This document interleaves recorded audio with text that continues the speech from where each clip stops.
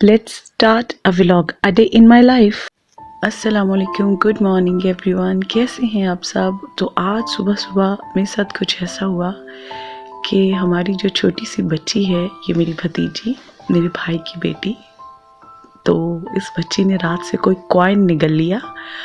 इसकी मामा सो रही थी, इसे सुबह सुबह उठ के एक कॉइन मुँह में डाला और खेलते खेलते वो इसके मुँह में चला गया।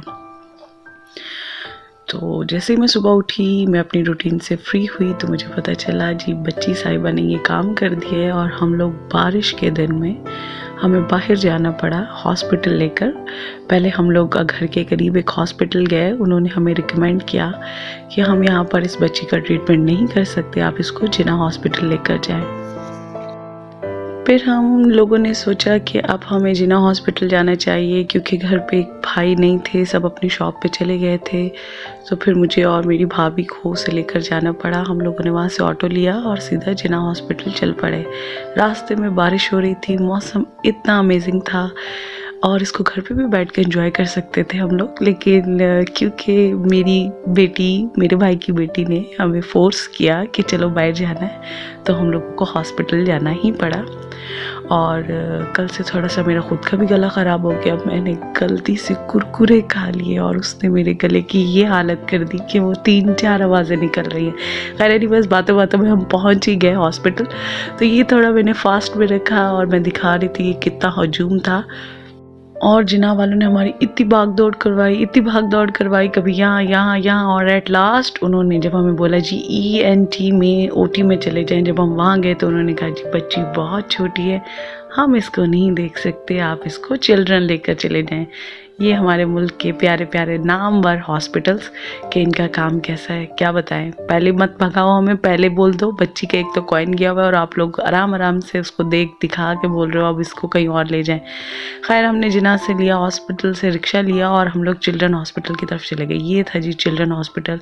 छोटे छोटे नन्हे मुन्ने बच्चे बहुत बीमार थे और मैंने सबके लिए दुआ की अल्लाह ताला इन सबको सेहत तंदुरुस्ती से अपने घर वापस लेकर जाए।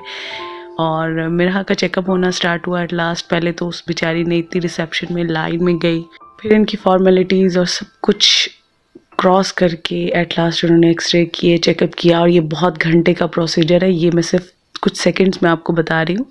हम लोगों को ऑलमोस्ट शाम के 4-5 बज गए थे, सुबह 9 बजे से निकले हुए थे। इन्होंने चेक किया, मेरा के एक्सरे किए और मेडिसिन कोई भी नहीं दी, बस ये कहा हम दोबारा इसका एक्सरे करेंगे। और लास्ट में उन्होंने इसको 6 बजे तक हम लोग को वहाँ स्टे करना था। फिर हम लोग घर वापस आ गए और भाई और भाभी गए, फिर उन्होंने कुछ सिरप लिख कर दे दिया और बोला कि 3 दिन इसको यूज़ करवाएं। तो क्योंकि बच्ची को सांस में कोई इन्फेक्शन नहीं था और उन्होंने बोला कि ये क्लियर हो जाएगा कुछ डेज़ में, तो हम लोग भी दुआ करेंगे और आप भी दुआ कीजिएगा छोटी सी बच्ची के लिए कि वो जल्द से जल्द ठीक हो जाए। और बच्चों में तो इंसान की जान होती है। सॉरी, मैं थोड़ा बोलने में उप्स मिस्टेक हो गई, लेकिन खैर अवॉइड करते हैं ना यार मिस्टेक्स।